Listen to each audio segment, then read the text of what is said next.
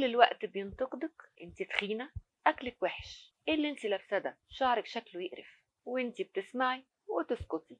يا خيبتك يا خيبتك يا خيبتك.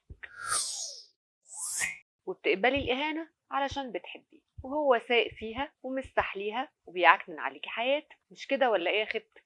بس انا بقى هريح ضميري واقول لك كلمتين عشان تخليه يتعلم ويعرف ان الله حق. تبقى انت يا حبة عيني واقفة طول اليوم على رجلك عشان تعملي له أكلة يرم بيها عظمه، في الآخر تلاقيه مكشر وقرفان وبيقولك هو الأكل ماله يقرف كده ليه، ويقوم واخد بعضه وسايب السفرة بحالها ويقوم. عايزاكي بقى في اللحظة دي تروحي وراه وتقولي له حبيبي انت بتحب اعمل الاكل ازاي، تحب اضيف ايه عشان يعجبك. شوفيه بقى ساعتها هيقولك انا بحب اكل مين، وساعتها تعرفي اساس المشكلة جاي منين. لو قالك انا عايز اكل زي اكل امي يبقى هي مسخنه عليكي، او يمكن اكل امه احلى فعلا. اما بقى لو قالك انا عايز اكلك يبقى حلو زي اكل مديحه صاحبتك، او معرفش مين زميلتي في الشغل، او بنت خالتي اللي واخده وسام الشيف الشربيني في الطبخ، اعرفي بقى ان ساعتها البيعني منها ومستغفله وبيديكي كلام من تحت لتحت، والحدق يفهم وبقاله بقى فتره ماسكلك على نغمه انت تخنتي وبقيت شبه البرميل، واي حاجه تلبسيها عشان تعجبه هتلاقيه يقولك مش لايقه عليكي عشان انت تخينه. حشحوش يا اخويا، شوف توم كروز اللي بيتكلم وينتقد. يا خيبتك انا عايزاكي تتعلمي تاخدي حقك من حباب عينيه وقولي له بمنتهى البرود والتناحه انا فعلا حاسه اني زايده الفتره دي شويتين، وعشان كده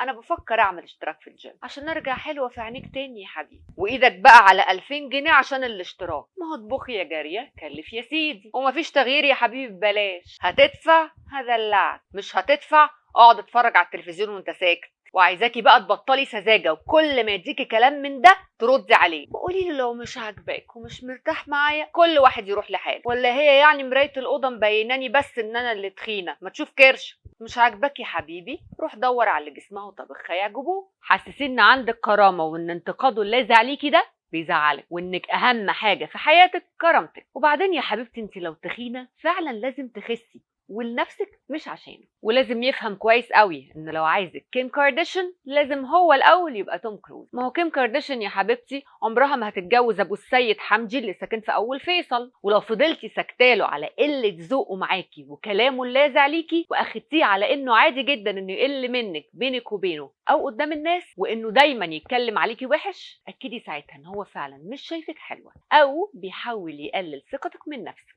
ولو دايما شايف انك وحشه ومقصرة في حقه رغم كل اللي بتعمليه معاه، اعرفي ان هو فعلا ما بيحبكيش او بيحاول يقلل ثقتك من نفسك. ويا ترى بقى يا حبيبتي بعد كل اللي عمله معاكي ده يبقى ناقص ايه؟ يجيب لك واحده لحد البيت جسمها وطبخها عاجبينه؟ وساعتها هتسكتي بقى يا خيبتك؟ مش عاجباه قولي له انا مش عاجباك خلاص.